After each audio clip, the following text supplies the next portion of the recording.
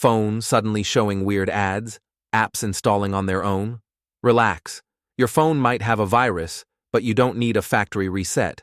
Today, I'll show you how to remove malware from Android without losing your data. Step 1. Safe mode. First, long press your power button, tap and hold power off, and enter safe mode. This turns off all third-party apps so we can find the culprit. Step 2. Uninstall suspicious apps. Now go to Settings and Apps. Look for apps you don't remember installing, especially ones with no icon or weird names. Uninstall them. If any app doesn't uninstall, note its name, we'll remove it later. Step 3. Remove device admin permissions.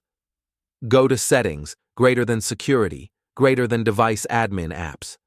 Turn off permissions for any unknown apps, then uninstall them. Step 4. Clear malware files. Open Settings, greater than Storage, greater than Cache, clear cache memory. This removes hidden junk that malware leaves behind. Step 5. Scan phone. Download any one trusted security app. Google Play, protect malware bytes. Bitdefender, free scan your phone and remove threats. Step 6. Stop auto-install apps.